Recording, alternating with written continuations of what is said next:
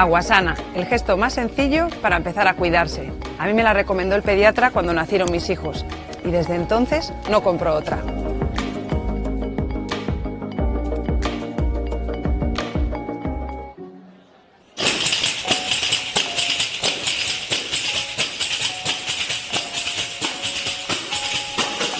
Grazas, cantareiras.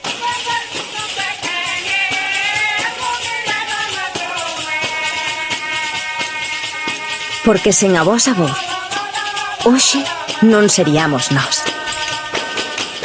O 17 de maio, que soe a nosa lingua. Xunta de Galicia.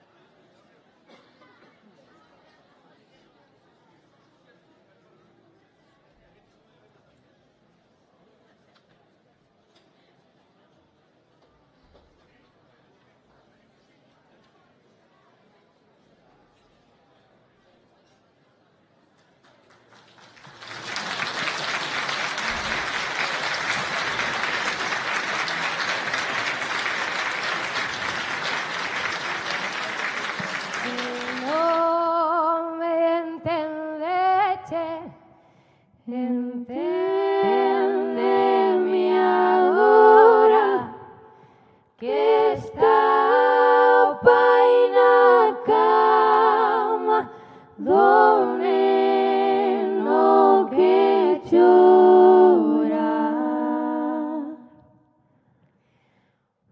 Ron, ron, esta noite non.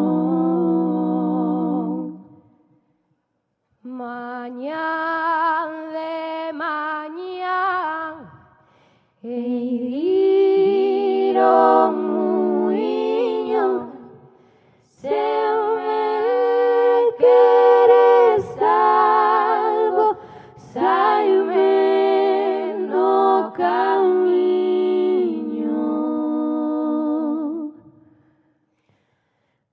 Ron, ron, esta noite non. Ron, ron, esta noite non.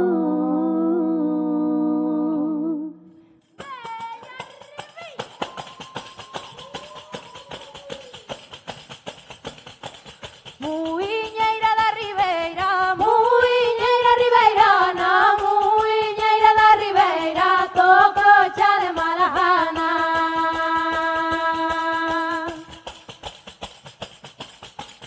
Muiñeira da Ribeira, toco cha de mala gana.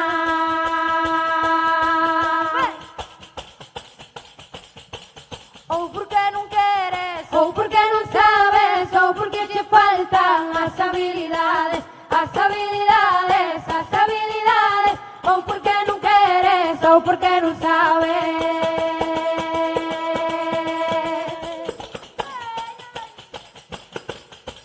Baila que non é de risa, baila que non é de risa, antes de sair o baile, antes suda la camisa.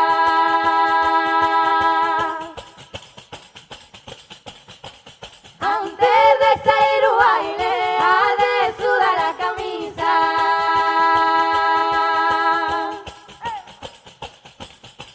Ven bailar Carmiña, a mestre neno, que aunque non é meu, axude a facelo, axude a facelo, axude a facelo.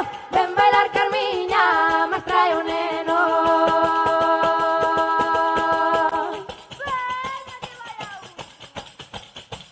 Vou guardar a despedida, vou guardar o parabén, vou guardar a despedida, que me dan a min tamén.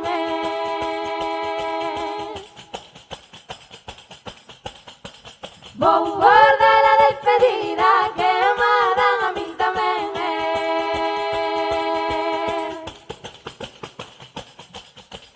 Ai, voite dai xa poder marchar, que eu na miña vida che volvo a falar, che volvo a falar, che volvo a falar. Ai, voite dai xa poder marchar.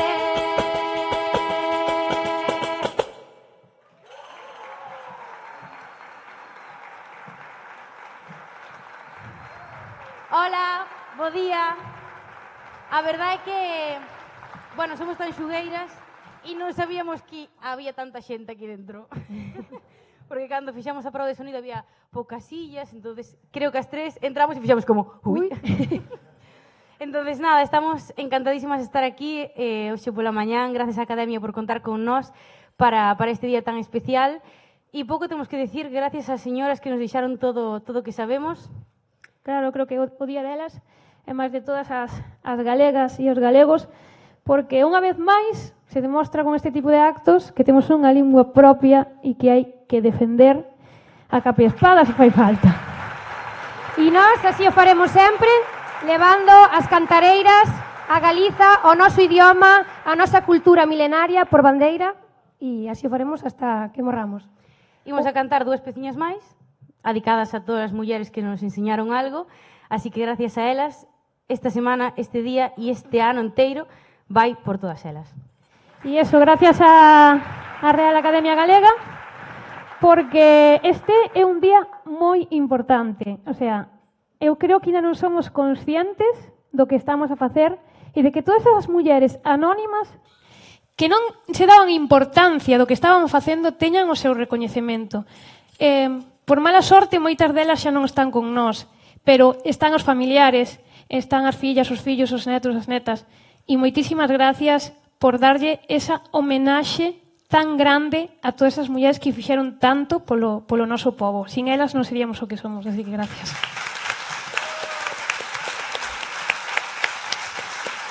E que esperamos... A ver, nós facémoslo con todo cariño e amor, pero que estén orgullosas do que facemos, intentamos cantar máis ou menos O sea, como nunca elas. estaremos á súa altura, obviamente, eso, vamos, non estará nadie na vida, pero facémolo con máximo amor, cariño, respeto e admiración que lle temos a cada unha e cada un. E encántanos os sinceras que son moitas veces, cando lle preguntamos que tal o fixemos, dixo, ben, pero eso non se fai así. Nunca estaremos á altura, pero bueno, intentamos levar o que elas fixeron e que fan, e despois decimoslle, mira, nós somos as de pacotilla, as que de verdad son estas, ¿no? Así que gracias. Vamos alá.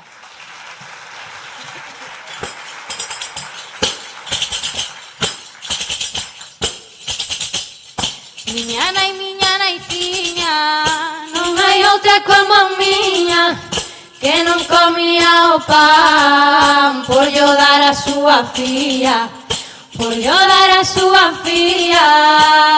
La la la la la la, la la la la la la, la la la la la.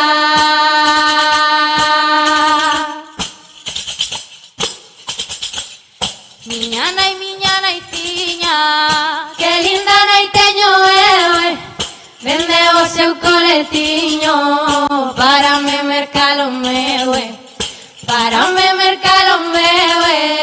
Ah, la la la la la la, ah, la la la la la la, la la la la la.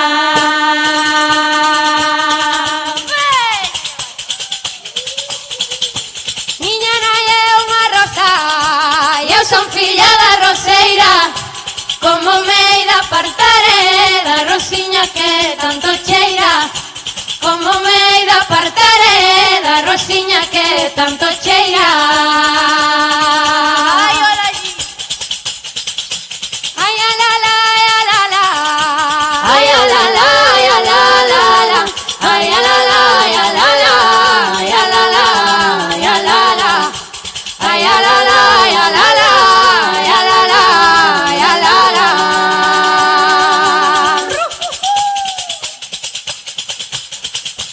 Miña nai cando se deita sempre me repito o mesmo, que non quere que me case, que sen home me goberno, que non quere que me case, que sen home me goberno. Ai, a la la, ai, a la la. Ai, a la la, ai, a la la la. Ai, a la la, ai, a la la. Ai, a la la, ai, a la la. Ai, a la la, ai, a la la. Ai, a la la, ai, a la la.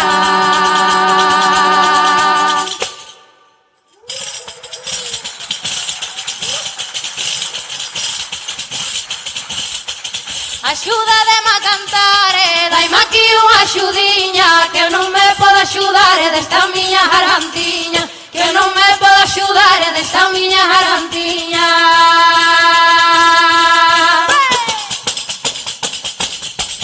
Olero, olero, olero, olero, olero, olero, olero, olero, olero, olero, olero, olero, olero, olero, olero, olero. Ai,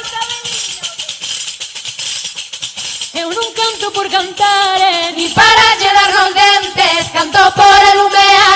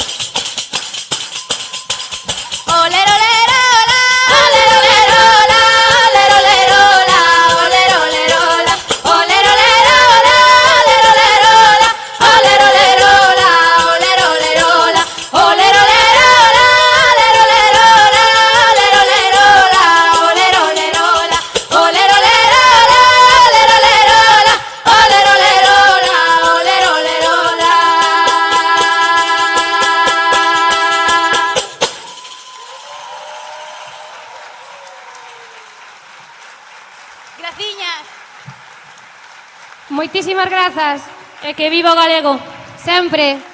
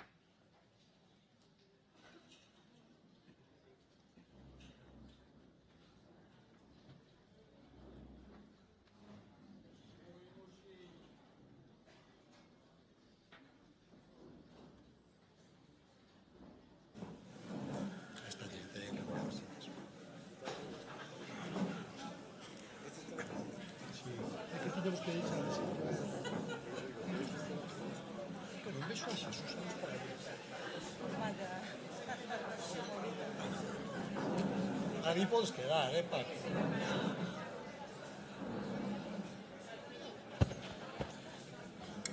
Pois, como ven, mentras arranxamos os académicos para reacomodar o escenario, comezamos o acto con enerxía que nos fai falta tamén os académicos para mover as cadeiras. Con moita forza e moita enerxía, moitas grazas ao Grupo Meigallo, da Asociación de Carcaxía e das informantes Teresa Reiga Pose,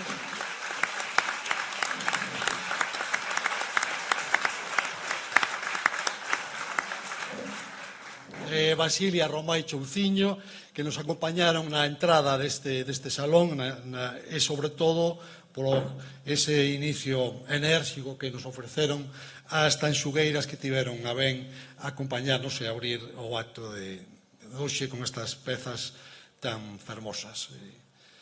Excelentísimo señor presidente da Xunta de Galicia, prezados compañeiros e compañeiras da Real Academia Galega, autoridades, familiares das figuras homenaxeadas no día de hoxe, cantareiras que nos acompañades tamén, amigos, amigas e veciños de Malpica, miñas donas, meus señores, abrimos a sesión plenaria extraordinaria e pública da Real Academia Galega con motivo da celebración do Día das Letras Galegas, dedicado ás cantareiras e á poesía popular oral. Esta sesión estáse transmitindo en directo a través da Academia.gal e interpretada en linguaxe de signos por María Xesús Monterde e Carolina Lugo Creo da Organización de Xordos de Galicia, Xoga. Voulles explicar brevemente o desenvolvemento do acto. Primeiro vai haber 3 intervencións de 3 académicos que irei chamando por quenda. Despois darei unhas breves palabras de saúdo para rematarmos. Ao final de pé pecharemos o acto con interpretación do himno galego.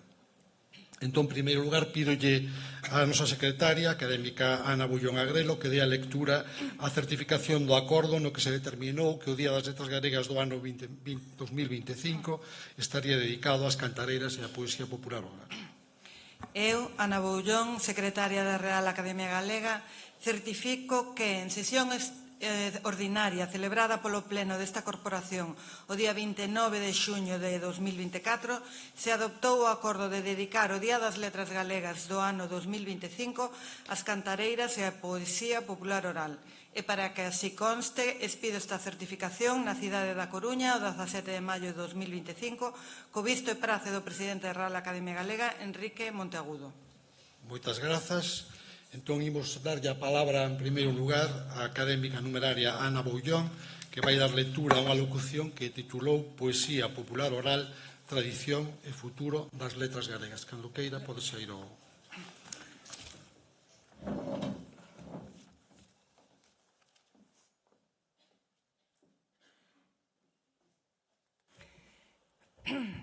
Bos días a todos os presentes.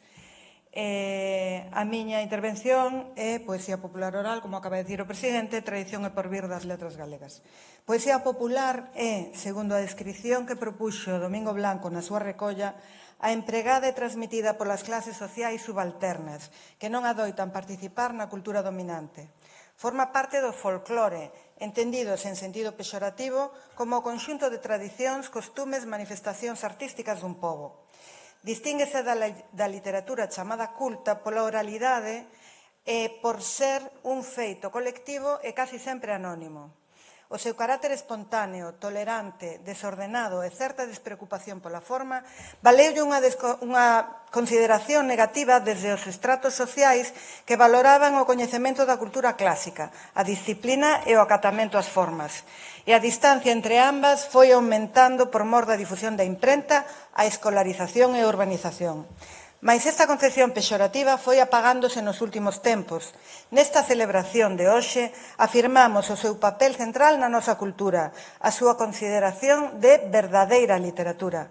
Porque cal é a verdadeira literatura? A literatura desde o inicio. No principio era a música.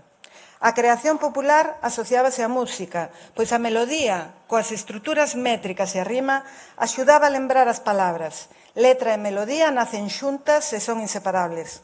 Así, o canto converteuse nunha forma esencial de transmitir textos para o coñecemento de historias, para o divertimento, para a emoción.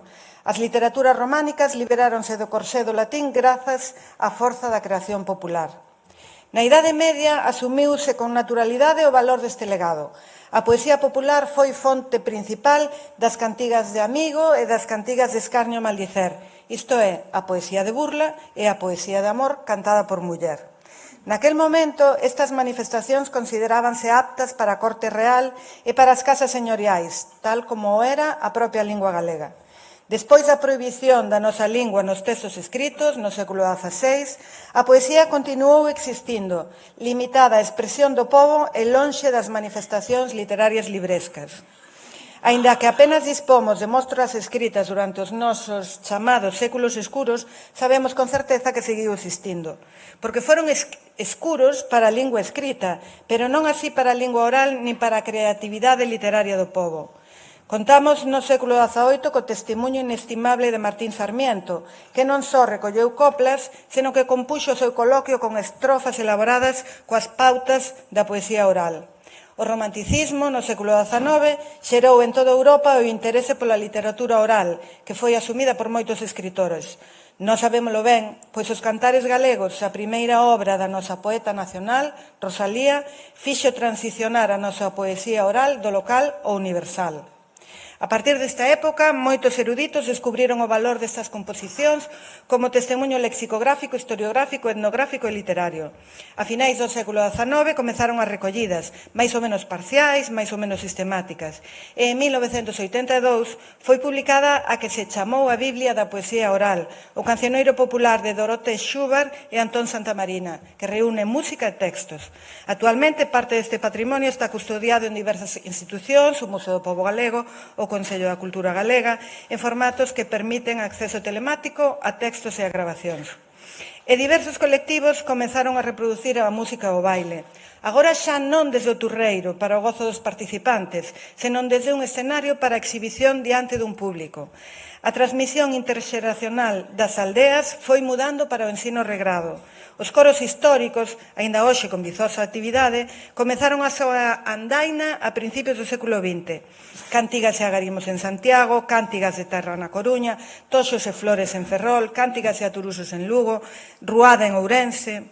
Mais a partir da segunda metade do século XX produciuse un cambio drástico do modelo productivo que ocasionou o abandono do medio rural. As antigas manifestacións populares, as foliadas pola vida, ruadas, foron esmorecendo. A pasaxe brutal da aldea á cidade no tardofranquismo tivo efectos arrasadores na que Richie Casas chamou a xeración túnel, que sufriu en moi pouco tempo un proceso de aculturación e de perda de lingua.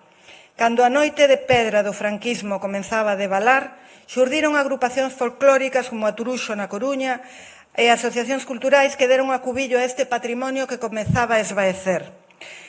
Desde finais da década de 1970 apareceron xacarandai na Eidos na Coruña, brincadeira en Santiago e non só nas cidades, Xiradela en Arteixo, Carcaxía e Raigañas en Malpica, Chorima en Rois, Faragulla en Teixeiro, Afortunadamente, é imposible dar aquí a nómina completa de todos estes colectivos.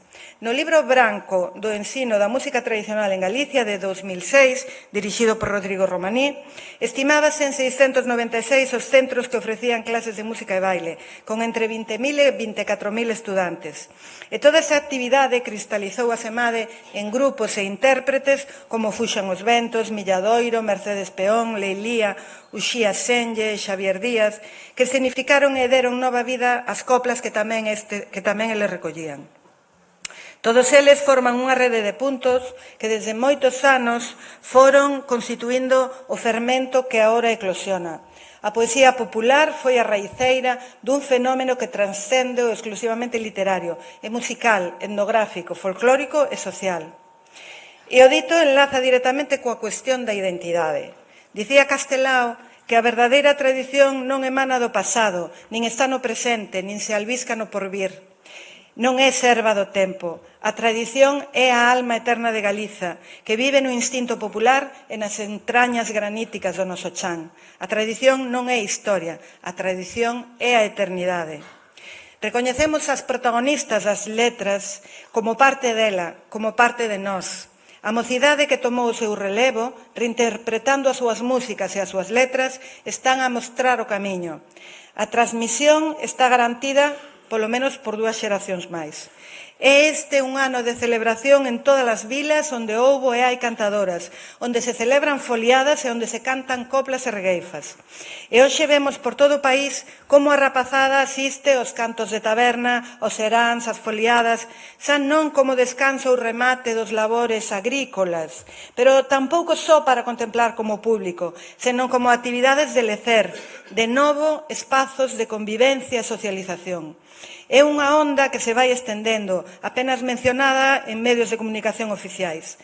As agrupacións medran e ensinan nas cidades, vilas e aldeas os cantos, os bailes, a pandeireta, vencendo os presuizos que abazaron desde unha perspectiva elitista a nosa tradición, canda a lingua, esteo imprescindible da nosa cultura.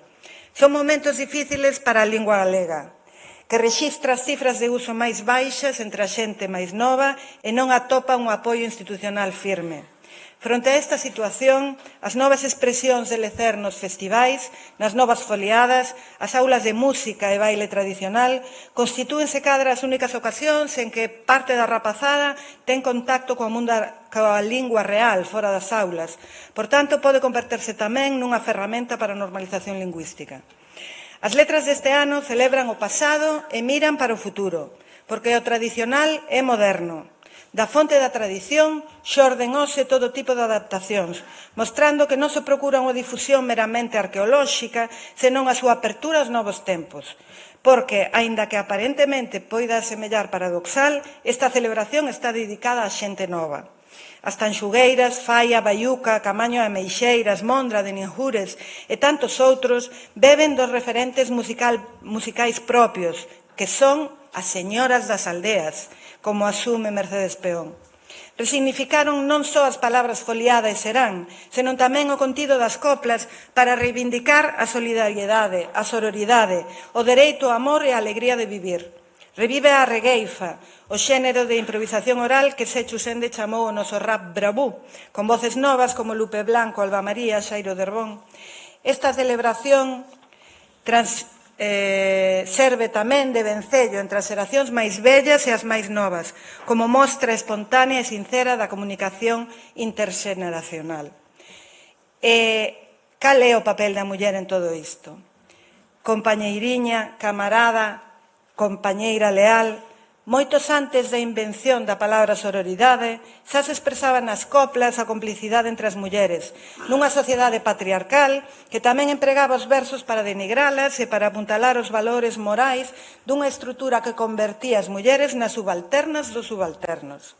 Xa Sarmiento, no século XVIII, admitira a importancia da muller na creación oral. O Ilustrado incidiu no papel da muller como feito diferencial de Galicia con respecto a Castela ou a Portugal. Desde aquela, as persoas compiladoras coinciden en atribuir ás mulleres un papel destacado na creación e transmisión deste riquísimo patrimonio. Foron chamadas guardiás da memoria popular, símbolo de resistencia, empoderamento e sororidade.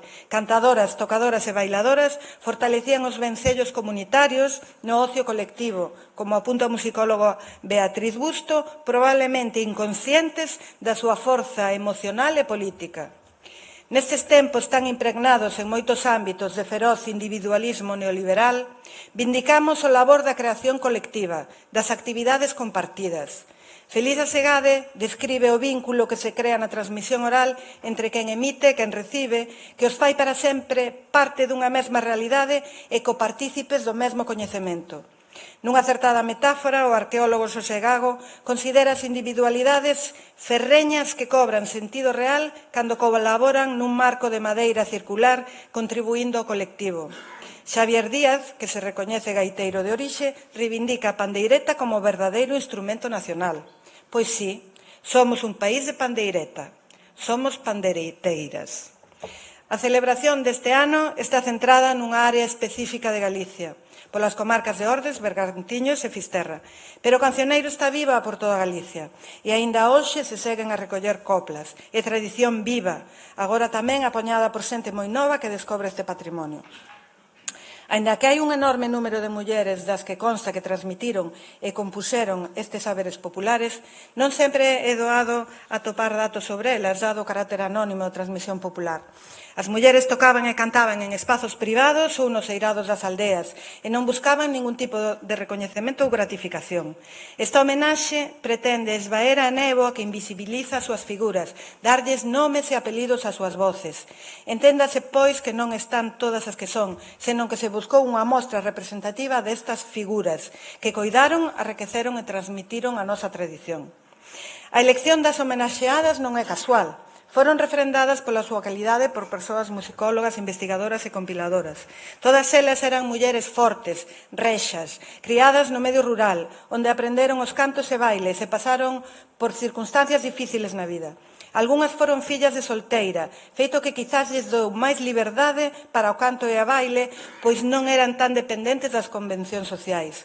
Varias tiveron que emigrar a diversos sitios de Europa ou ás cidades, deixando en todo caso o seu lar tradicional, trasplantadas a un tipo de vida totalmente diferente da que non tiñan referentes. Algunhas eran ágrafas e, aínda así, posuían un gran coñecemento cultural e material e souberon transmitir o rico patrimonio de que eran depositarias, comunicados xeración tras xeración, agora para o futuro. Adolfina Casas Rama e Rosa Casas Rama eran tía e sobrinhas, cantadoras e pandeireteiras. Naceron na vila de Igrexa de Cerceda e morreron na Coruña. Beberon desde a infancia os cantos populares. Coa ocasión da súa estadía en Galicia, Doroté Xúbar chegou á vila da Igrexa e gravounas para o cancioneiro popular galego. Doroté ficou sorprendida pola variedade das melodías achegadas por Rosa e Adolfina e a originalidade das súas coplas, algunhas únicas no repertorio galego. Tamén eran boas improvisadoras, malia a regueifa non ser práctica común na comarca de Ordes. Ademais, parte da súa produción foi recollida no libro Fuliada na Vila, elaborada por seu neto e sobrinho, o músico Richi Casás, de tal pau tal hacha, que mostrou a boa relación da música tradicional tamén co jazz. Eva Castiñeira naceu en Agranzón, lugar de Muxía. Alí aprendeu a palillar, como moitas mulleres da zona, e como se facía cando se desempeñaban tarefas repetitivas, as panilleiras acompañábanse co seu canto. Na década de 1960 marchou coa familia para a Coruña. E en 1981 Milladoiro convidouna a ela e a súa irmán en Gracia a participar nun concerto no pabillón deportivo da Coruña. As primeiras pandeireteiras en actuar cun grupo folk. E Rodrigo Romaní gravouna para facer un disco, Recolleita, donde tamén figuraba Florencio López, o cego dos Vilares, outro dos grandes da música popular. Algunhas das súas melodías publicáronse no disco de Milladoiro Galicia no País das Maravillas. Xavier Díaz interpretou o Valse da Granzón e fíxose moi coñecida unha melodía popularizada por Pinto de Herbón para a regueifa. Leilía editou en 2012 o disco Consentimento, dedicado á súa memoria. Inclúe a Xota de Eva, cantada por ela, que xa morrera en 2008. Prudencia e Asunción Garrigo da Meixenda, Manuela Lema Villar e Teresa García Prieto son as pandereiteiras de Mens, un grupo formado por varias mulleres nacidas nos lugares de Asalo de Mens, en Malpica. Forman parte da homenaxe ás 4 que se asustaban aos requisitos da candidatura, pero obviamente de forma implícita as demais tamén están presentes, Teresa Lema Varela e Adela Rei Torrado. Integradas na Asociación Folclórica Turuxo, cando actuaron por primeira vez en público no Teatro Colón da Coruña en 1972, deixaron a audiencia admirada pola súa velencia artística. Tiñan entre 49 e 67 anos e vestían de negro conforme a norma social do momento das mulleres maiores, quitados os panos de caxemira que lle daban color á súa roupa. Por iso as chamaron tamén as velliñas de Mens. Viaxaron por Europa e América e participaron en varios programas de televisión. Con elas fixos evidente que, ademais dos gaiteiros, as cantadoras e pandeireteiras eran elementos sociais do folclore galego. Para rematar, a proposta da Academia foi refrendada pola sociedade galega con entusiasmo. Por todo o país se alzaron voces para apoiar un recoñecemento que se estimaba merecido e necesario. Escolleuse Cantareira como palabra do ano, xurdiron novas publicacións e recollidas en medios de comunicación de papel, páxinas web, creáronse produtos audiovisuais, actividades en centros de ensino para a xente nova, centros de día para a posta en valor dos sabores dos petrucios. Así pois, honramos as nosas devanceiras como a memoria do noso pobo, pois termaron da nosa lingua e aínda hoxe seguen a establecer vencellos entre o pasado, o presente e o porvir. Con elas, en fin, queremos alientar a forza viva da tradición.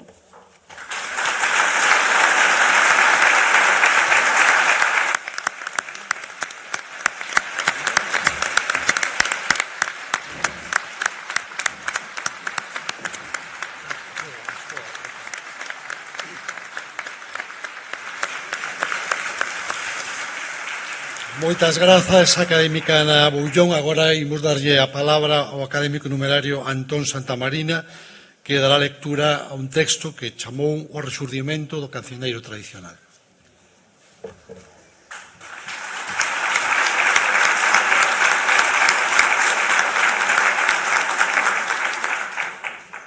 Neste relatorio vou referirme a cousas que vin desde que teño cordanza. Hai case 80 anos no relativo ao cancioneiro. Teño 83, creo que teño recordos desdos 3 anos, polo menos. Foron anos de moitos cambios. Podemos velo na cultura material. Eu ainda recordo mallar con malle. Hoxe moitos elementos que se usaban daquela están desaparecidos e xa non hai carros, nin hai xugos, nin muiños, tampouco hai xastres, nin costureiras, nin cesteiros, nin zoqueiros, nin albeites. Por non hai case nin curas. Por mencionar cousas e oficios que aparecen moito no cancioneiro. Cando eu nacín, na aldea había 25 casas con lume. Hoxe quedan 7, só 2 con posibilidade de perdurar. Os fornos hai máis de 50 anos que non se acende ningún.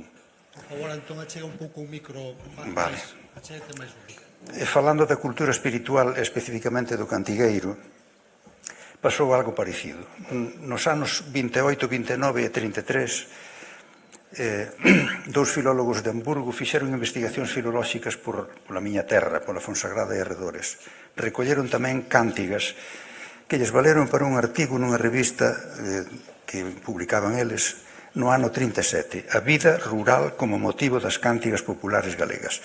Nese traballo analizan a riqueza e valor literario das nosas cántigas e dan unha mostra de alrededor dun 100 delas, prácticamente todas coñecidas e cantadas por min.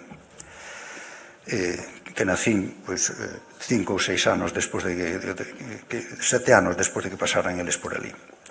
Nestas cántigas recollidas por estes filólogos aparece como tema o escenario, o millo, a castaña, o liño, o carro, a sega, a malla, o gando, a fonte, o prado, o muiño, o pan da fornada, fiar, tecer, a costureira, o cura, as relacións de veciñanza e así por diante.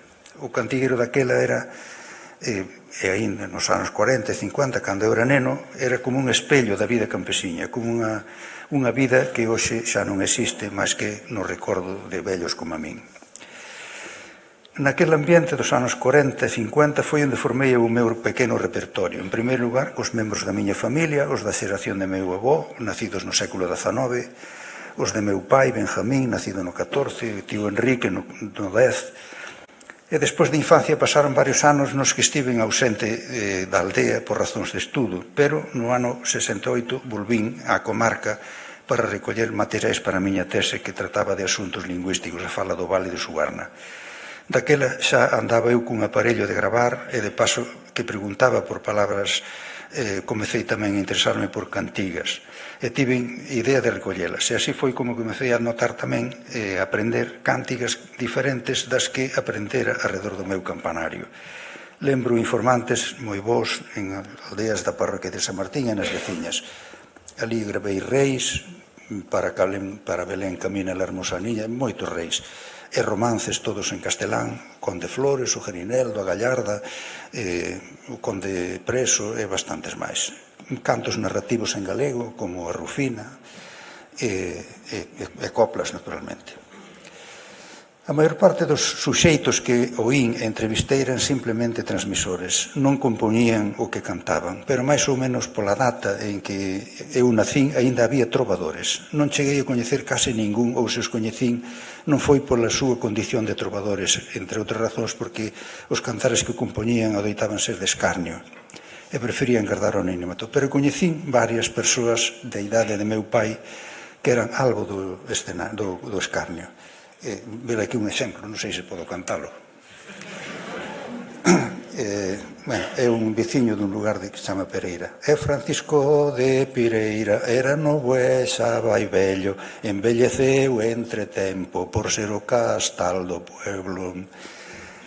Outra.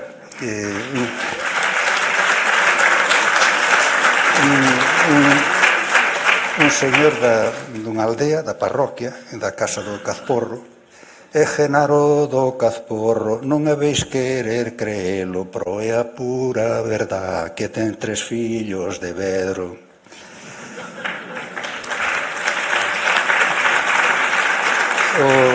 O meu tío avó Jesús facía cantares mentres toqueaba, o tío Enrique facías cando cadraba todas horas. Estas composicións non se difundían máis aló do ámbito familiar, pouco máis. Pero houve unha composición que podemos datar no ano 37, o romance do comandante Moreno, relata a matanza do comandante e outros 16 do batallón Galicia escapaban a pé desde Asturias, camiño da Coruña, cando se desfixo a fronte, ao chegar ao cebo na raia, pediron pousada nunha casa, que lle deixasen dormir na palleira. Os da casa mandaron aviso aos falanxistas da Fonsagrada que se presentaron no cebo de madrugada e ali mataron os 17. Enterráronos na raia un pouco máis aló. Este crime conmocionou a comarca, inspirou un poeta anónimo, hoxe sabemos quen é, Daniel de Ferreirous, que compuxo e musicou un romance que se difundiu por toda a redonda.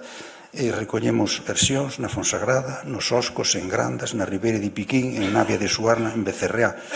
Empeza, poden oílo na internet se buscan Comandante Moreno, vídeo dunha veciña miña que o canta, espectacular. Empeza así: en el pueblo del acebo, pueblo de pocos amigos, donde matan a los hombres después de muchos martirios. E logo continúa cos martirios que fan a esta xente. Poño estes exemplos e podría poñer máis, para que se vexa que aínda polos anos 40 non enmudecera de todo a musa popular. De datas posteriores, polo menos na comarca oriental, non podo dar fe de nada. Quedan os repentizadores, pero iso xa é outra cousa. Na Fonsagrada, como se sabe, non había tradición de regueifar. No repertorio popular da miña primeira acordanza había moitas cántigas en castelán. Entre elas están os romances históricos, son os mesmos romances que atopamos no resto da península e fora dela. En Portugal, en Cataluña, estaban adaptados aos idiomas respectivos, pero en Galicia circulaban en castelán ou nunha mestura lingüística entre castelán e galego.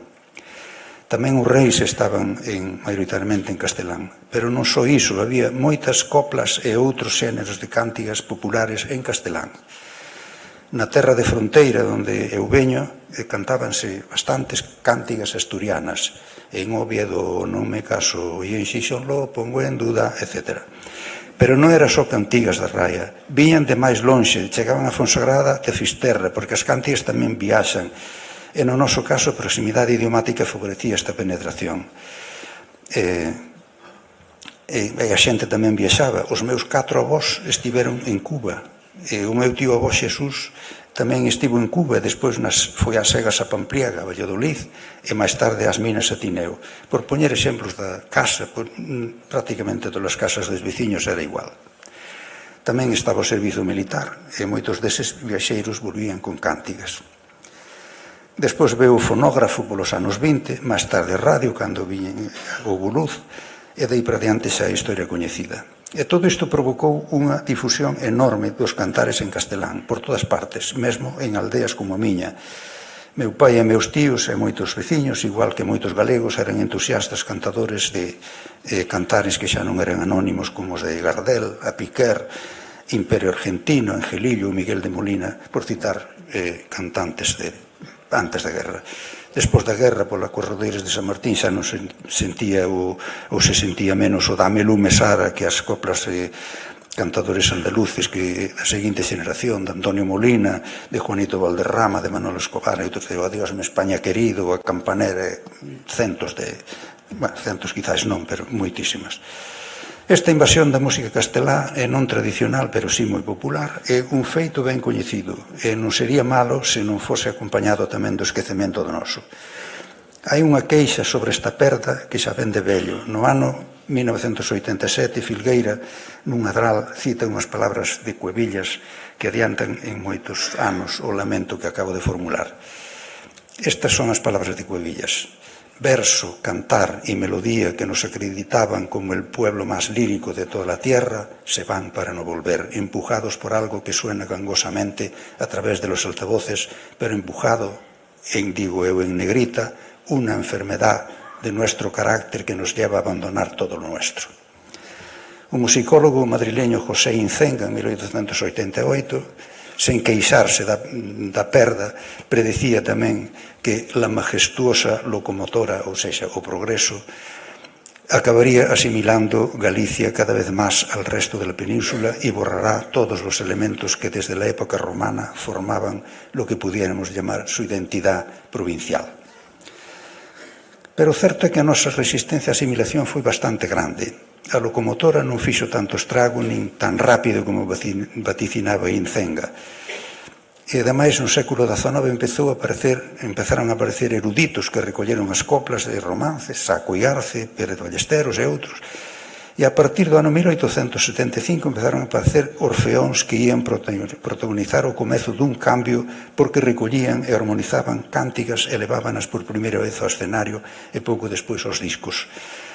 Todos estes orfeóns ían formando o seu repertorio con cántigas que recollían e harmonizaban. Un pouco á zaga viñeron tamén os musicólogos, entre os que merecen lembranza especial Casto San Pedro, naturalmente Tornere, Baligale e, últimamente, Dorote Schubert, por citar só os que son cancioneiros xerais. E sigo coas cousas novas que vin. Na década dos 70, á parte dos coros, empezan a aparecer grupos musicais e persoas, artistas individuais, que incorporan a música popular, ou se quere agora, mellor dito, o folk ou o neofolk aos seus repertorios. Podemos mencionar algúns, empezando no 72, por Fuxan os Ventos, 78, Doa e Xacarandaina, 79, Milladoiro, no 80 na Lúa, no 83 os Cempés, no 84 a Quenlla e Mercedes Peón, no 85 Lugar na Lubre, no 87 Xavier Díaz, no 88 Leilía, por citar só os daqueles 20 anos. Merecen unha mención especial dous grupos, un deles é Xacarandaina, que non é propiamente un coro, senón unha escola musical e de baile, e a Turuxo, que descubriu as pandereteiras de Mens e que se incorporou aos seus espectáculos. Iso foi só o empezo, porque despois moitos artistas folk, varios deles saídos da escola de Xacarandaina, como o caso de Xavier Díaz ou Mercedes Peón, comezaron a recorrer Galicia coas súas gravadoras buscando informantes e gravando cántigas que despois se interpretaban nos escenarios, diante de milleiros de persoas, que as difundían tamén nos seus discos. Cambiou o escenario, a función da cántiga ou da peza instrumental. Agora xa non é un fenómeno rural, senón urbano, ou máis urbano que rural. Pero a tradición segue aínda que sexa doutro xeito. E isto tivo varias consecuencias positivas. A primeira delas é que a nosa música tradicional se foi volvendo cada vez máis popular durante estes últimos 50 anos. Vese polo número de persoas ou grupos que xorden cada pouco e polo éxito espectacular que teñen algúns deles. Exemplo, as tanxugueiras, pero non só eles. Segunda consecuencia é que agora a nosa música xa non se sente só no interior de Galicia ou na Galicia da diáspora. Músicos nosos levan a nosa música polos escenarios e platós do mundo. É ben coñecido, se cadro máis de todos, o caso Carlos Núñez, que ten actuacións en numerosos sitios dos 5 continentes, de Tóquio a Bos Aires e de Bos Aires a San Francisco. Outra consecuencia é que cada vez son máis os artistas de fora de Galicia que se interesan pola nosa música, porque aínda que seguimos sendo el pueblo máis lírico del mundo. Non levo moi ben de conta cantos, pero podo recordar algúns como exemplo, de sona. Yo-Yo Ma, o célebre chelista, inclúe nun disco Songs of Joy and Peace pezas galegas de Cristina Pato e David Salvado. Jordi Savall grabou un disco enteiro de danzas, cántigas e cantos da terra. O acordeonista Kepa Junquera grabou un disco enteiro de Galiza de cantares galegos, porque lles impresionou moito a nosa música. Cuarta consecuencia é que o número de cantadores e instrumentistas individuais ou en grupo non para de crecer de ano en ano. E, finalmente, un dato positivo máis que botaba de menos a Schubert, en varios conservatorios de Galicia está presente a música tradicional. Todo isto é síntoma dun resurdimento sen precedentes e que, na miña opinión, probablemente veu para quedarse, porque, aínda que ás veces me pregunto que vai pasar cando se xubilen todos estes que, desde a década dos 40 e 70, foron capaces de darlle pulo á música popular, cando na aldea xa estaba esmorecendo, os Milladoiro, Leilía, Mercedes Peón, Xavier Díaz, Pancho Álvarez, As Uxías, Carlos Núñez, Germán Díaz e outros, hai indicios de que todos eles fixeron a escola e contribuíron a desmontar o prexuízo, ou sexa, autoodio, que tanto enfadaba a Cuevillas. A cadea desta transmisión de momento está garantida, porque hoxe vemos infinidade de nenos que asisten ás clases de canto, percusión, instrumentos, nas tradescolas que hai espalladas por toda Galicia. Entre eles, seguramente que dentro de 20, 40, 50, 60 anos vai haber moitos que continuarán e seguirán enchendo auditorios e platós dentro e fora de Galicia coa nosa música, porque é moi variada e rica. Os que asumiron o papel de converter a música folclórica en música folk e os que recolleron en cancioneiros e en rexistros sonoros as músicas dos nosos pais e avós garantiron que as vellas cántigas se seguisen actualizando e non lles pasase como as palabras que nomeaban as partes do carro ou do arado. A Academia Galicia inteira non poden ter senón gratitude, en primeiro lugar, para os cantadores e cantadoras que hoxe festexamos, que gardaron o tesouro da nosa lírica popular aguantando todas as locomotoras de Incenga e o que veu tras delas. E tamén os investigadores que recolleron este tesouro, igualmente para os intérpretes actuais que o están difundindo urbi e torbe nun envoltorio novo. Sinto, pero teño que manifestar que hai algo que me sombrece para min este bo augurio para a nosa lírica popular, e é que a súa sorte non podemos disociala da sorte da lingua, e os ventos que corren para a lingua neste momento non son moi favorables, e nisto é necesaria a chega de todos, non só a das cantareiras. Fai falta un compromiso da xente para superar dunha vez a enfermedade de nuestro carácter que nos lleva a abandonar todo lo nuestro. E falta tamén o compromiso de responsables de facer unha planificación lingüística que trate con decisión de deter e inverter esta deriva. Dixe.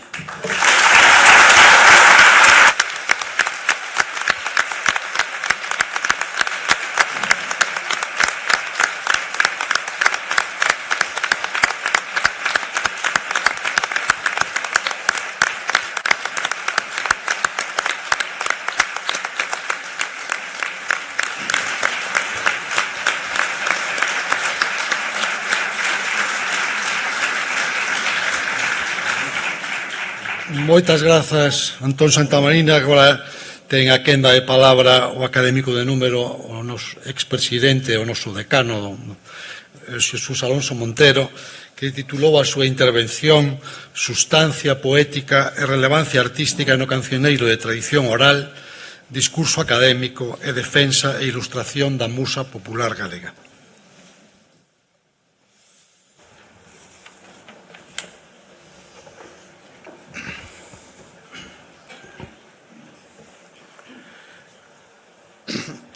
Excelentísimo señor presidente da Xunta de Galicia, excelentísimo señor presidente da Real Academia Galega, señoras académicas, señores académicos, ilustrísimas tanxugueiras, veciñas e veciños de Malpica e da súa contorna, miñas donas e meus señores. En efecto, como dixo o señor presidente, a miña intervención titúlase Sustancia poética e relevancia artística no cancioneiro da tradición oral, discurso académico en defensa e ilustración da musa popular galega. Non debo omitir a quen lle dedico esta alocución que vai ser recollida como as precedentes no boletín da Real Academia Galega que a institución publique dentro de poucos meses.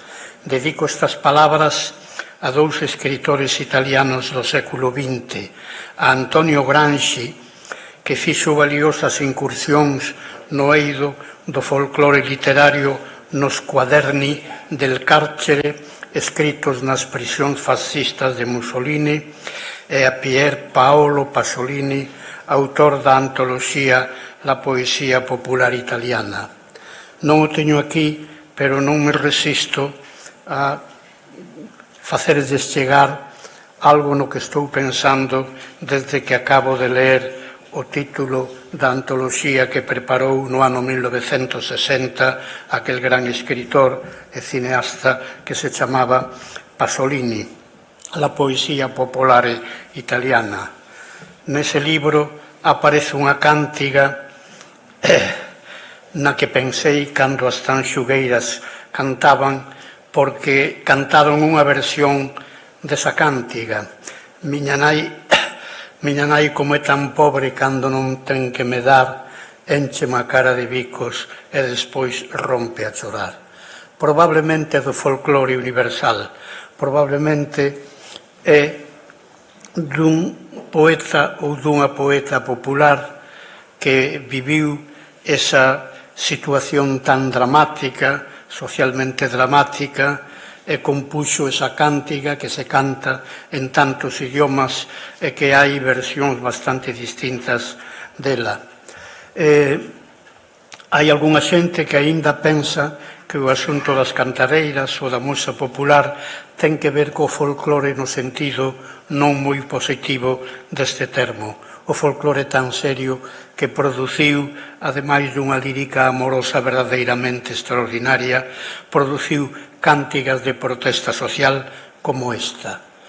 Miña nai como é tan pobre, cando non ten que me dar, encheme a cara de bicos e despois rompe a chorar.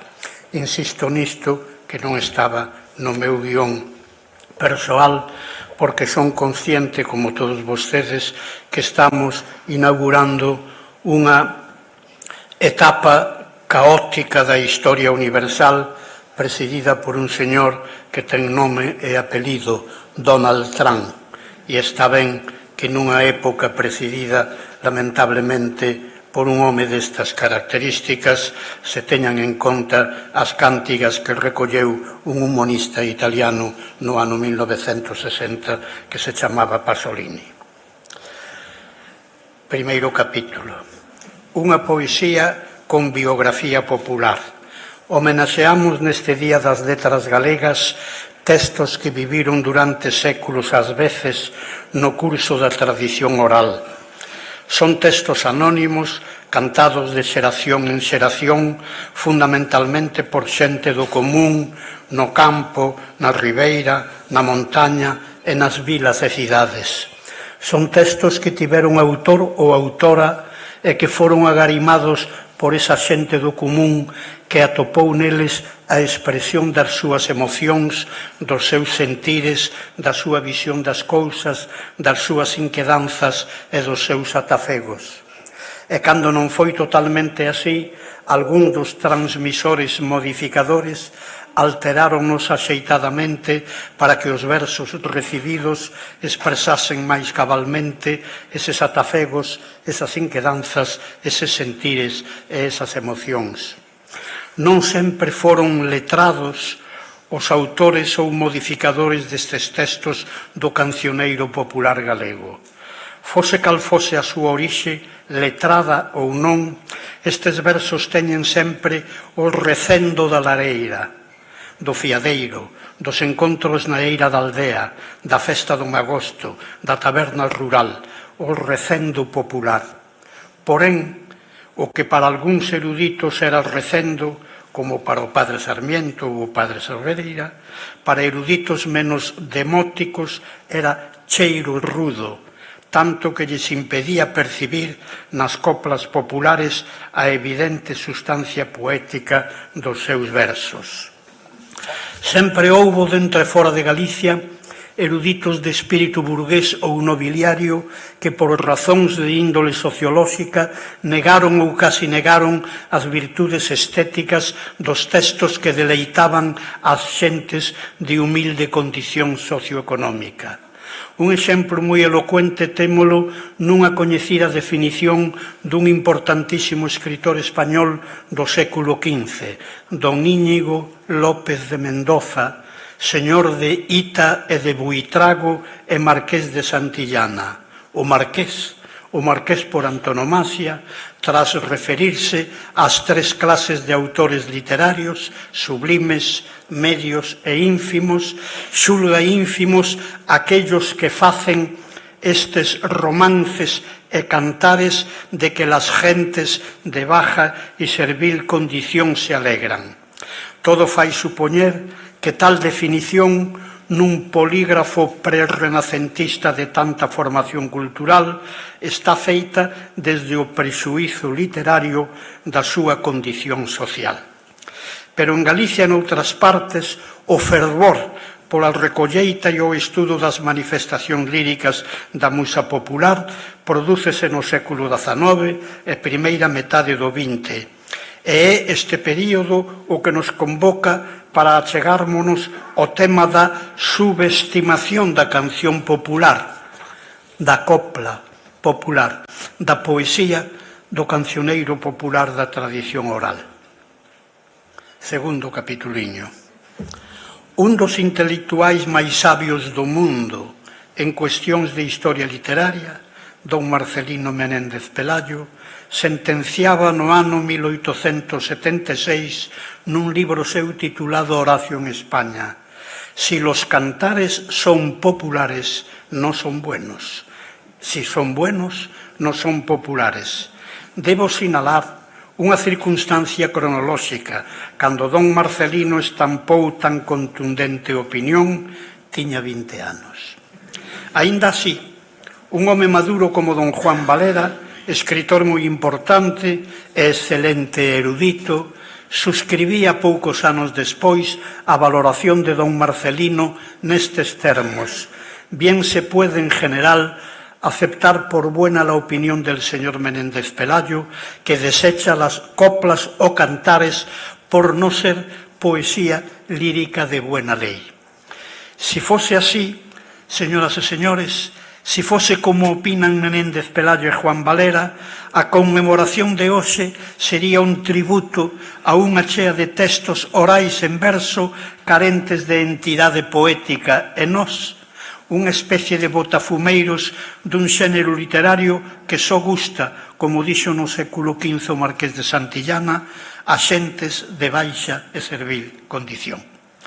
Convén e urxe saber que por esas calendas xa existía en España un movemento intelectual co título anglófilo de folclore interesado a fondo na recolleita e no estudo do saber popular e dun xeito especial das súas manifestacións literarias. Lideraba esta acción cultural don Antonio Machado y Álvarez, 1846-1892, santiagués de nacemento, pero andaluz de raíz e de nación. Co pseudónimo Demófilo, o que ama o pobo, foi colector e estudoso da literatura popular en verso e en prosa, alén dun activista da causa, tanto que fundou a primeira sociedade do ramo, el folclore andaluz, en 1881, e contribuiu moi eficazmente á constitución en 1883 de El folclore gallego na cidade da Coruña que presidiría Emilia Pardo Bazán. Nunha das súas coleccións, a Biblioteca de las Tradiciones Populares Españolas, publicou o noso José Pérez Ballesteros en 3 volumes a súa inxente compilación Cancionero Popular Gallego e en particular de la provincia de La Coruña, 1885-86, daquela a máis extensa da nosa poesía popular. De todo isto, tiña noticias sen dúbida Menéndez Pelayo, que nunca viu con vos ollos o acontecer intelectual da institución libre de enseñanza coa que Demófilo, seu pai e outros parentes tiñan sólidos vencellos. Saíndome do meu guión, debo aclarar que Menéndez Pelayo era o prototipo do que os marxistas do ano 60 dicíamos o intelectual orgánico das mentes conservadoras. Antonio Machado e Álvarez era un dos intelectuais orgánicos das mentes progresistas. Un fillo de don Antonio Machado e Álvarez, Antonio Machado Ruiz, gloria das letras europeas do século XX, herdou ao seu xeito a demofilia do seu proxenitor e un libro seu de 1936, Juan de Mairena, afirma, entre outras cousas, si vais para poetas, cuidad vuestro folclore. Feita esta aseveración, ofrécenos como exemplo de excelsa poesía popular esta copla. Tengo una pena, que casi puedo decir que yo no tengo la pena me tiene a mí. Pero isto acontecía en 1936, ou sexa, 60 anos despois da rotunda opinión negacionista dun home de letras tan ilustre como Menéndez Pelayo. Chovera desde aquela moito e os gustos sobre a poeticidade dos cantares da tradición oral mudaran moito. Hai máis. Xa comenzaran a mudar 13 anos antes das epatantes palabras de don Marcelino en 1863. Terceiro capituliño. Os versos populares en galego que motivaron o libro auroral de Rosalía de Castro, Cantares Gallegos, 1863. Tal feito exixe hoxe unha consideración especial, moi especial. Lémbrese que 13 anos antes, en maio de 1863, Rosalía de Castro editara en Vigo o seu primeiro libro en idioma galego, Cantares Gallegos, libro que ten sido cualificado verbo da literatura galega moderna, de auroral, de fundacional, de xerminal, etc. Para entendermos tal libro na súa magnitude e no seu simbolismo, compre coñecer a situación espiritual da creadora nos momentos en que escribía cada un dos poemas. Rosalía de Castro, cando escribe calquera deles, non está motivada por unha mágoa, por un desexo, por unha ilusión, por un latexo amoroso, por unha tristura, como teñen feito centenares de poetas desde que a poesía lírica existe. Rosalía escribe despois de oír un cantar popular na casa, na horta, na fonte, no turreiro, no adro ou na eira. Xa no fogar, nesa hora ou tempo despois, recordando o cantar que a conmovera, escribe unhas decenas de versos seus motivados pola cántiga popular que actuara de célula xerminal. O cantar popular, o cantar gallego, así se pronunciaba, grafado en cursiva en calquera edición deste volumen, actuará, reitero, de motivación poética, de célula xerminal, de sustancia seminal da composición da que Rosalía de Castro é a súa autora xurídica. Pero os versos dela hai que lelos inexcusablemente en función da copla oral que os suscitou. Xa aquí asomémonos ao tempo e ao universo dos primeiros vos lectores de cantares gallegos, o libro Auroral de 1863. Eu estou convencido de que eses vos lectores, non moitos probablemente, bateron por primeira vez nas súas biografías de letraferidos con 4 realidades culturais. A.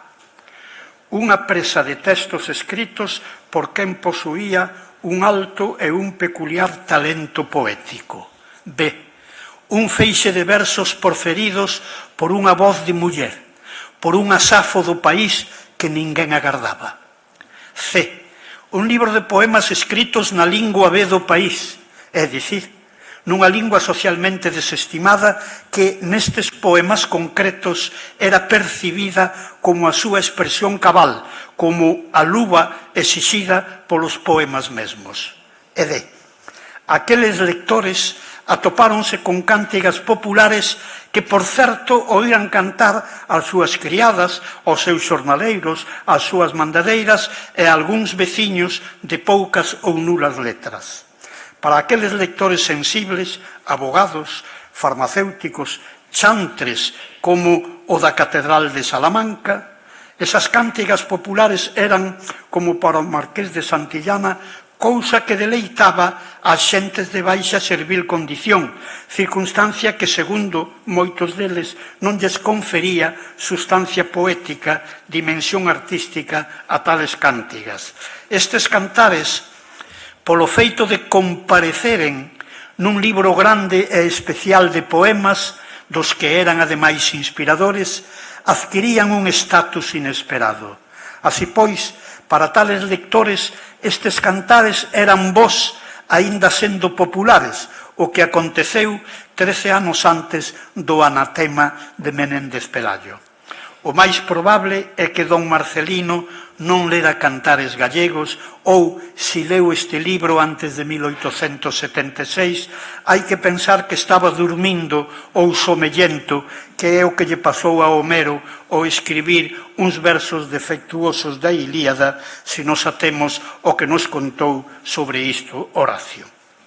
Tales cántigas populares, 21 no Auroral, libro de Rosalía, chegaron a ela, perciben o E mayúsculo, chegaron a ela pola vía oral, en Padrón, cando era nena, ou en Santiago, de mociña, ou onde fose, pero antes de cumprir os 26 anos, a idade na que publica o libro nunha imprenta viguesa. Mergullémonos agora nos cantares que escolleu Rosalía. Quen compuxo, cando fose, estas cántigas, algunhas verdadeiras alfallas do discurso poético hispano e, se me apuran, do europeo? Reparemos primeiro en 5 delas que se porteñen coa musa amorosa. A rula que viudou xurou de non ser casada, nin pousar en ramo verde, nin beber da llaugua clara. Llaugua, está claro, como ademais insiste Anxo Angueira na súa magnífica edición. Cantan os galos pro día, érguete meu ben e vaite, como mei dir queridiña, como mei dir e deixarte. O meu corazón che mando cunha chave para o abrir, nin eu teño máis que darche, nin ti máis que me pedir. Se o mar tivera barandas, fórate ver o Brasil, mais o mar non ten barandas, amor meu, por donde ir?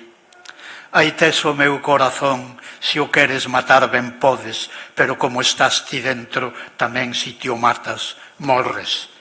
Este Pentateuco de ouro faría renxer nas súas tumbas a don Marcelino e a don Juan Valera. De novo a pregunta: quen compuxo estas e outras moitas cántigas do cancioneiro popular galego?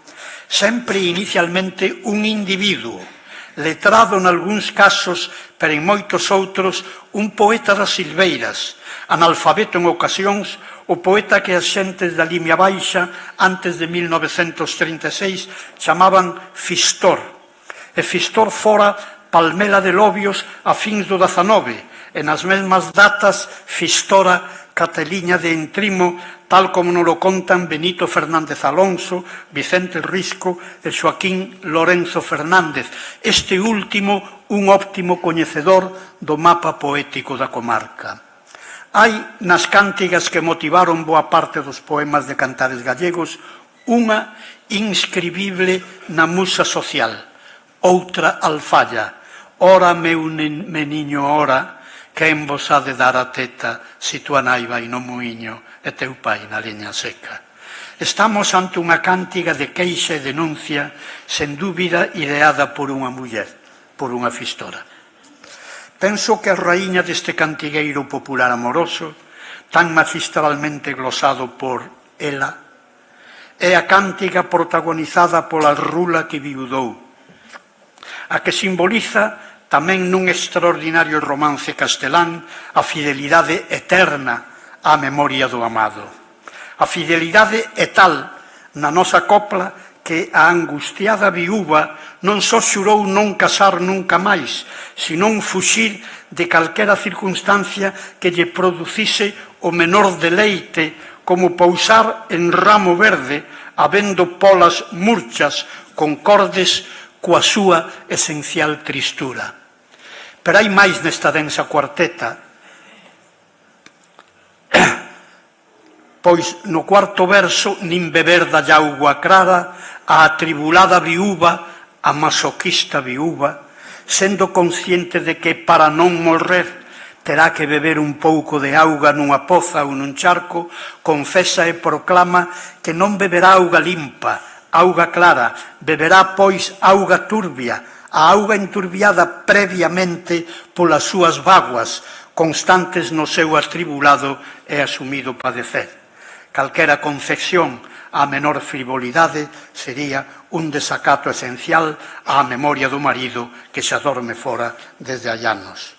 En conclusión, só as 21 cántigas populares do libro Cantares Gallegos poñen en evidencia o desacerto dos negacionistas da poeticidade dos textos do chamado cancioneiro popular da tradición oral. Epílogo.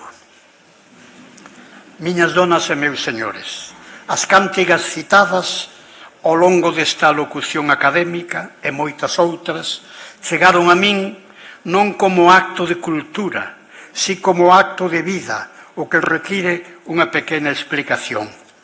Eu de neno e de adolescente non fun, por exemplo, ao Teatro Principal de Ourense e paguei unha entrada para oír a coral de Ruada que ofrecía no seu repertorio algún destes cantares. Non, fíxeno por motivos eruditos anos despois.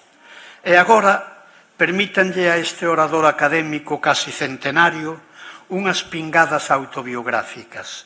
Nacín en Vigo, na taberna dos meus pais, a fins de 1928, e ali vivín ata o 1 de xaneiro de 1938, data na que a familia retornou á aldea, a Ventosela, patria de miña nai. Eu acababa de cumprir 9 anos, 1 mes e 4 días, cando me mergullei nese humus cultural e social tan distinto, comezando polo idioma da aldea, daquela compactamente galegófona.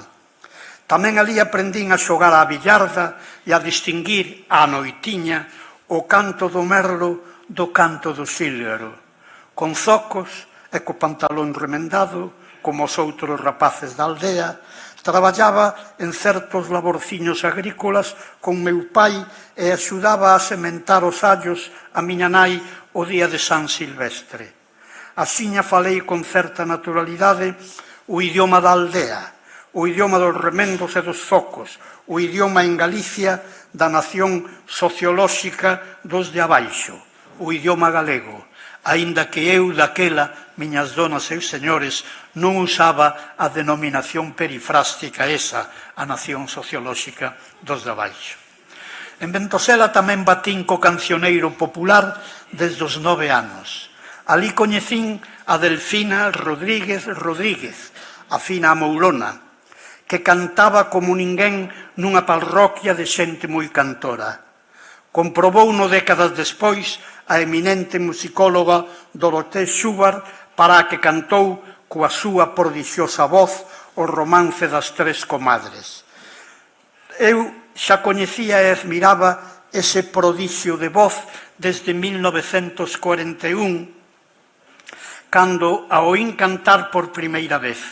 Non lembro a data, unha noite de domingo, no que 3 ou 4 mozas xa casadas, como a Fina, esparexían na lareira da señora Gumersinda, mentres os seus homes, cun estatuto social máis xeneroso, esparexían na taberna do meu tío Paco, onde, ademais de tomaren un neto de viño, mataban as saudades e as estreituras da vida con cántigas, algunhas das cales xa mozote eu aprendín. Esa noite, naquela lareira, a conmovedora Fina cantou esta suxerente copla: Nena que vende las peras, cantas che mandaron dare, para ti, meu queridiño, non mas mandaron contare. Eu non coíra cousa semellante. 2 ou 3 anos despois, xa mociño eu, na taberna do meu tío, 4 ou 5 mozos cantaron unha cántiga que eu asociei á anterior. Tes un limoeiro cun par de limós, e che dirá eles que queiras que non. A primeira cántiga interpreteina de preadolescente como un texto amoroso, casto sempre, dunha especial delicadeza e como unha mostra sutil do que é o inicio dunha relación amorosa nunha égloga rural. E pareceume entón que aqueles versos eran o que a xente letrada chamaba poesía. En canto á segunda cántiga, oída xa eu adolescente, tamén a interpretei como amorosa, pero do subxénero erótico. Está claro que aquel adolescente xa perdera a inocencia. Como algo sabía eu de perceptiva literaria, non me foi difícil decatarme de que o sustantivo limós era un caso de bisemia, figura retórica que viña con outros exemplos no meu libro de 4º curso.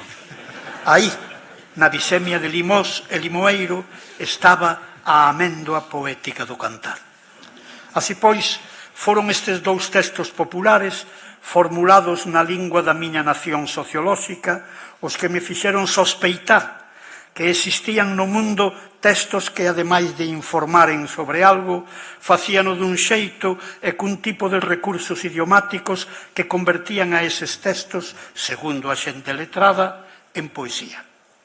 Fun alumno na Universidade Central, Madrid, no curso 52-53 de don Dámaso Alonso, un dos filólogos hispánicos máis sabios á hora de explicar a poeticidade dos textos.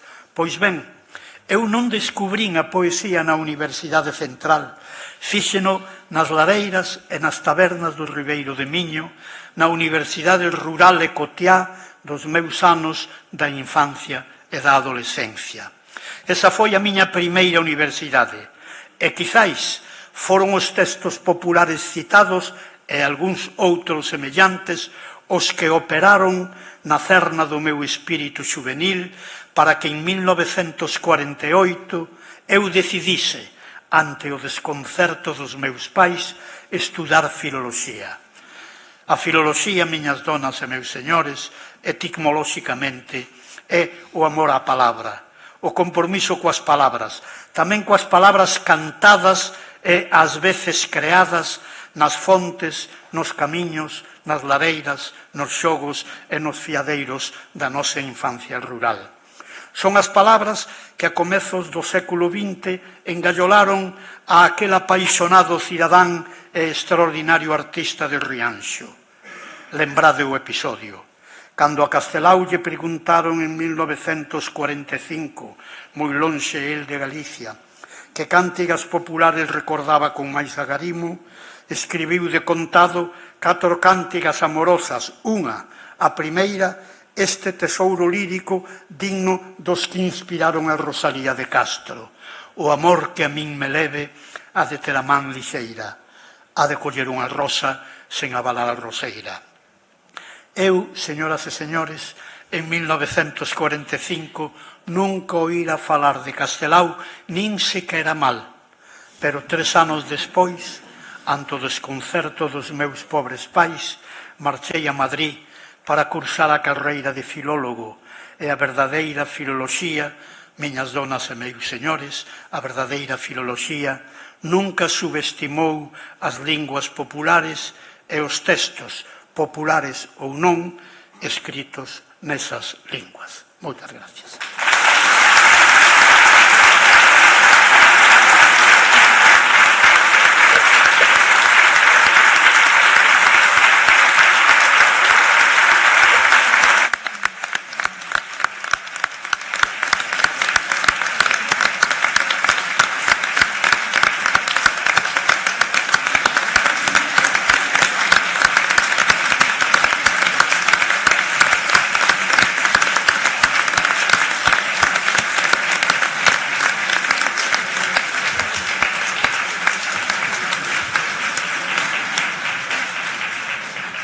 Moitas grazas, señor Xus Alonso Montero.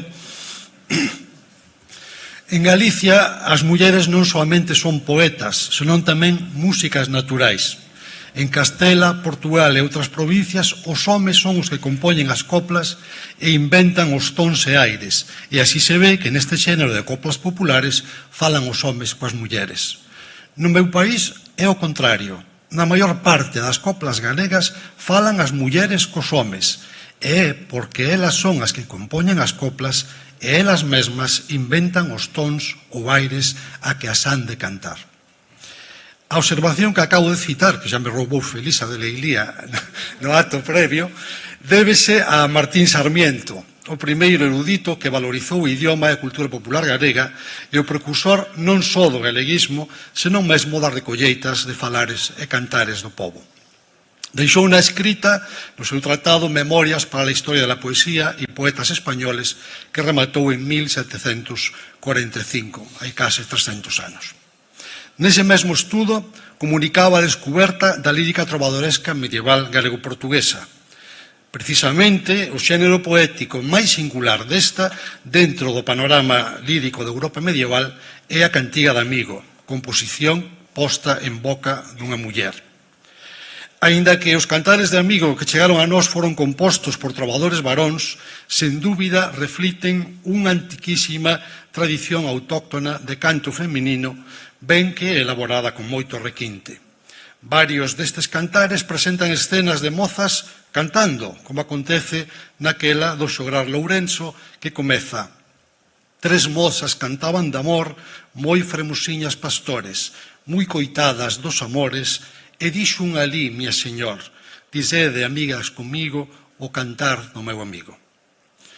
Outras cantigas están postas na voz dun coro de mozas que celebran as ocasións que les ofrecían as romarías para a folía, como acontece nesta cántiga de Pero de Viviáns. Pois nosas madres van a San Simón de Valdeprados, Candeas, queimar, nós, as mociñas, iremos andar con nosas madres, e elas entón queimen candeas por nós e por sí, e nós, as mociñas, bailaremos alí. Os nosos amigos todos irán para nos ver, e andaremos nós bailando ante elas, fermosas en cos, e nosas madres, xa que alá van, queimen candeas por nós e por sí, e nós, as mociñas, bailaremos alí. Estes textos teñen máis de 700 anos de existencia. Como acaba de lembrar o noso colega Xosé Alonso Montero, na obra alborada realmente do noso rexurdimento, Cantares Galegos, repárese no título, Rosalía de Castro toma emprestada a voz dunha meniña que promete: cantarte ei, Galicia, teus doces cantares, así mo pediron na beira do mare. Cantarte ei, Galicia, na lingua galega, consolo dos males, alivio das penas. Sabido é que Rosalía foi colleiteira de cantigas, como foron o seu marido Manuel Murguía e a súa filla Alejandra. Eu mesmo editei o que queda da ceifa poética recadada por Rosalía. E este mesmo ano a Academia ofrecerá da man de Diego Rodríguez, que nos acompaña, a edición dos ricos materiais das rimas populares galegas que axuntou Manuel Murguía, o fundador e primeiro presidente da nosa institución. Así que ven que temos certa legitimidade para dedicar o Día das Letras Galegas ás cantareiras. A creación, a recreación e transmisión da poesía oral foi cousa dunha infinda moitedume de luciñas e vagalumes que ao longo dos séculos, en palabras de Castelao, crearon o idioma, a cultura, as artes, os usos e costumes, en fin, o feito diferencial de Galiza. No discurso Alba de Gloria, que acabo de citar, o Rianxeiro facía desfilar ante os nosos ollos unha comitiva das figuras maiores da nosa historia, compoñendo o que el chamou unha santa compaña dos inmortais. Mais el mesmo di, cando esta comitiva se perdeu nunha floresta, cito, vin xurdir da terra, da nosa terra, unha infinda moitedume de luciñas e vagalumes que son os seres innominados que ninguén recorda xa e que todos xuntos forman o sustrato insubornable da patria galega. Elas son as que en longas centurias de traballo humanizaron o noso territorio patrio para infundíndolles a todas as cousas que na paisaxe se mostran o seu propio espírito. Elas son as que gardan e custodian os legados múltiples da tradición, os xermes da nosa futura historia, as fontes enxebres e purísimas do noso xenio. Imaginemos agora que nesa compaña desfilasen as figuras homenaxeadas o Día das Letras Galegas, comezando por Rosalía, que foi a primeira dedicataria, e o propio Castelao, que foi o segundo. O remate desa compaña, encabezando a procesión das luciñas, irían enfoilada as faíscas de Adolfina e Rosa Casarrama, Eva Castiñeira e as pandeiteiras de Mens. Elas representan, e volvo ás palabras do gran Rianxeiro, o pobo que nunca nos traizoou, a enerxía colectiva que nunca perece, o que nós fomos, o que nós somos e o que nós seremos sempre, sempre, sempre. Beizón para elas e para todas aquelas persoas e colectivos que mediante a arte e o estudo contribuíron a rescatar e a requentar o legado da nosa tradición lírica popular. Castelao, de quen estamos a celebrar o 75 cabodano, referiuse a reo ao pobo traballador como creador e custodio fiel durante séculos da cultura e da chave de ouro da identidade galega, o idioma. Lembremos aquel célebre parágrafo en que se preguntaba: que diríamos se o Estado mandase derrubar o Pórtico da Gloria? Pois eu digo que o noso idioma é unha obra de arte 1000 veces superior á obra do mestre Mateo. Creouna o xenio inviolable do noso pobo e labrouna o amor, a dor e a ledicia de moitísimas xeracións. Unha lingua é máis que unha obra de arte, é unha matriz inesgotable de obra de arte. Castelao cicelou moitas sentenzas esclarecidas sobre o idioma, e permítanme lembrar dúas máis. Ten Galicia un idioma propio? O pobo galego fala un idioma de seu. O galego foi instrumento maravilloso da grande poesía lírica medieval de Hispania. O galego é un idioma extenso e útil, porque con variantes se fala no Brasil, en Portugal e nas antigas colonias portuguesas. O galego resurdiu no século pasado con poetas tan egresios como Rosalía, Curros e Pondal. O galego é hoxe o idioma que prefiren os intelectuais como vehículo da nosa cultura. Pero, aínda que carecese de tantos méritos contraídos, abondaríalles a fala do pobo traballador para estar dignificado de por sí, pois o galego é unha executoria viva do traballo e unha cédula honrosa de cidadanía e de democracia. E por eso tamén dixo el: Galiza ten dereito a dignificar a lingua que o seu propio xenio creou, porque é capaz de ser vehículo da cultura universal, porque lle serve para comunicarse cos povos de fala portuguesa, porque non ten outra mellor para expresar os seus sentimentos e porque perdéndoa xa non lle quedaría ningunha razón de existir. Esta última cita convídanos a rematar cunha reflexión sobre o presente e o futuro do idioma, que el decía que se o perdemos non quedaría razón para existir como comunidade ao noso país. Fai xusto un ano, o presidente da Real Academia Galega, Vítor Freixanes, fixo un chamamento a prol dun pacto pola lingua. A idea foi recibida e xerou unhas boas expectativas. Meses despois, os datos recollidos polo Instituto Galego de Estatística debuxan un panorama alarmante. O idioma de noso perdera a súa posición secular de lingua máis falada do país. moi ao noso pesar, viamos confirmados os negros presaxios que a propia Academia fixera prevendo o efecto negativo de medidas lingüísticas regresivas aprobadas desde 2010. Neste contexto, a boa acollida da proposta dun pacto pola lingua abría un raio de esperanza. Esperemos que os discursos de líderes políticos non esmorezan esa esperanza, non fagan esmorecer esa esperanza. De todas maneiras, a nosa ilusión non se vai extinguir.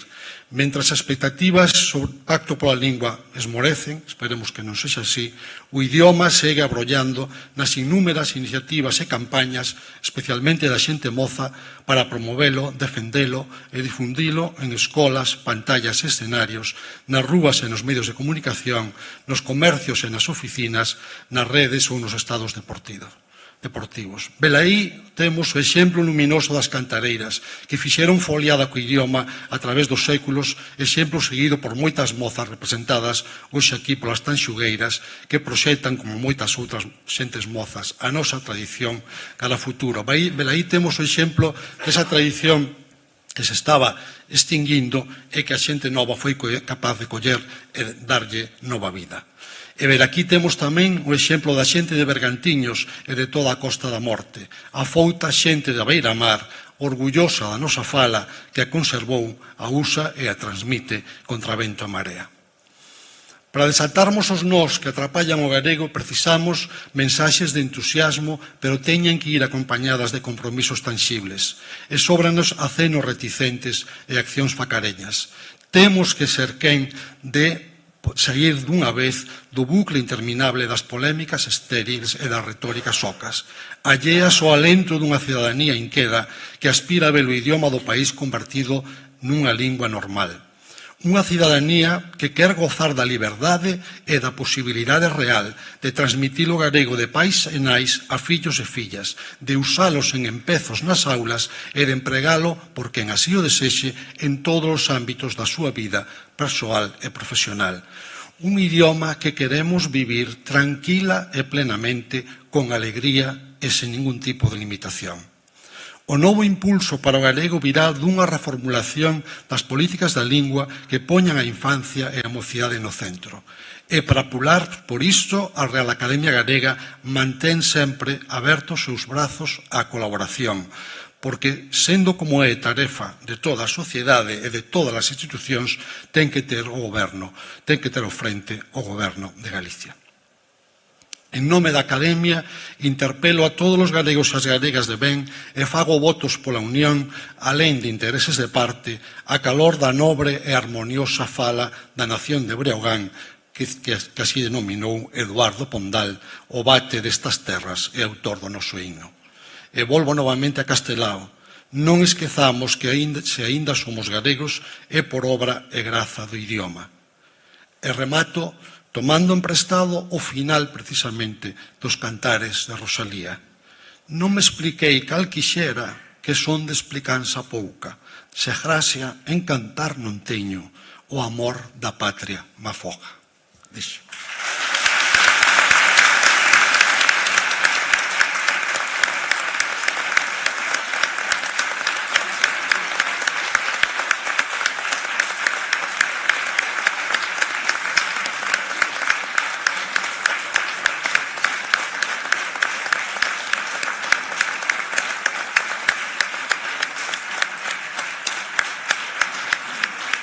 Non podemos rematar este acto sin agradecer a presenza, en primeiro lugar, do presidente da Xunta de Galicia, Alfonso Rueda, que un ano máis nos honra coa súa compañía nesta sesión plenaria extraordinaria da Real Academia Galega. E, por suposto, o noso recoñecemento e afecto para as familias de Rosa e Adolfina Casás, Eva Castiñeira, Prudencia e Asunción Garrido Meixenda, Manuela Lama e Teresa García Prieto.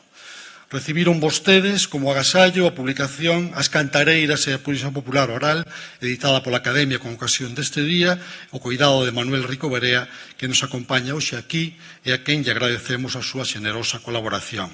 E temos que agradecer tamén a presenza do presidente do Parlamento de Galicia, Miguel Ángel Santalices, do delegado do Goberno, Pedro Blanco Loveiras, e da subdelegada da Coruña, María Rivas López, do conselleiro de Cultura, Lingua e Xuventude, José López Campos, e de Educación, Román Rodríguez González, do secretario xeral da Lingua, Valentín García Gómez, e do director xeral de Cultura, Anxo Lorenzo, da Valedora do Pobo, Dolores Fernández Galiño, do presidente da Diputación da Coruña, Valentín González Formoso, dos representantes dos grupos parlamentarios Alberto Pazos, polo Partido Popular de Galicia, Daniel Pérez, do Bloque Nacionalista Galego, e Xosé Ramón Gómez Besteiro, do Partido dos Socialistas de Galicia, dos alcaldes de Coristanco e Laxe e dos concelleiros e concelleiras de Muxía e Cerdeda, dos reitores das Universidades da Coruña e de Santiago de Compostela, Ricardo Cao e Antonio López, do presidente da Real Academia de Belas Artes, Manuel Quintana Martelo, da presidenta do Museo do Pobo Galego, Concha Losada,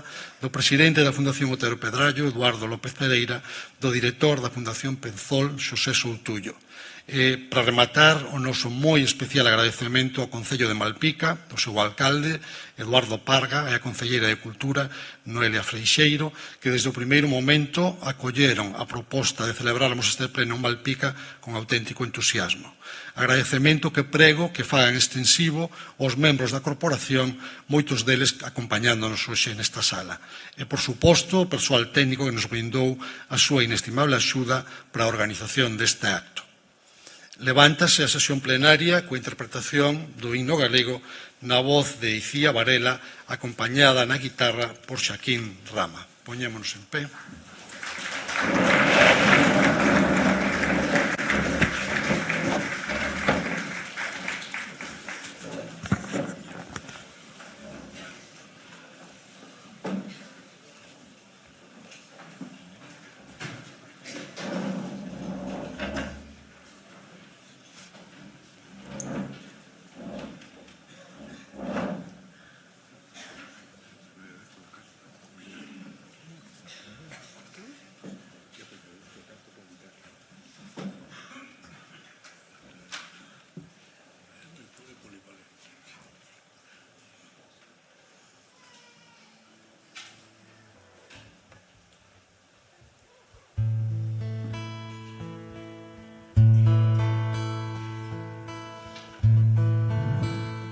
Que din os rumorosos na costa verdescente, o raio transparente do prácido luar. Que din as altas copas de escuro arume arpado, co seu ben compasado, monótono fungar do teu verdor cinguido e de benignos astros, con fin dos verdes castros e valeroso chan. Non desa esquecemento da inxuria o rudo encono, despertado teu sono, fogar de Breogar. Os voces generosos a nosa voz entenden, en con arroubo atenden o noso ronco son. Mais os ignorantes e feridos e duros, imbéciles escuros, non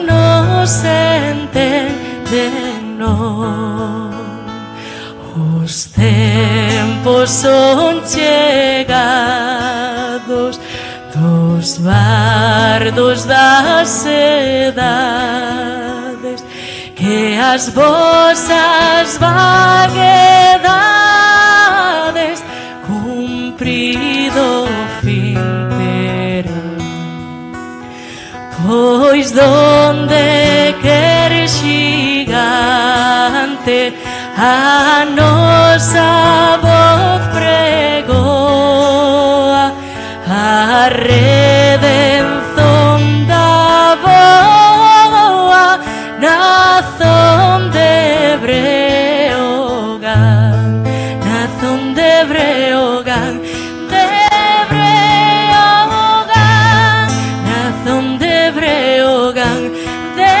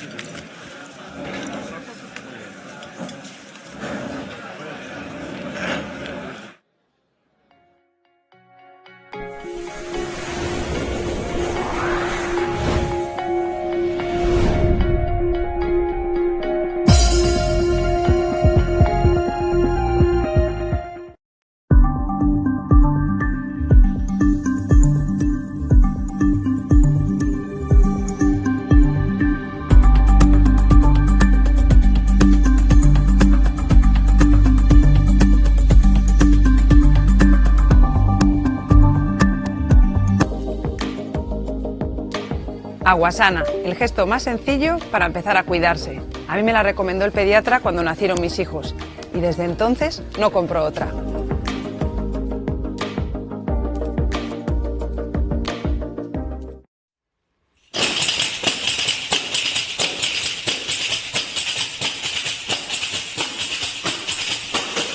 Grazas, cantareiras.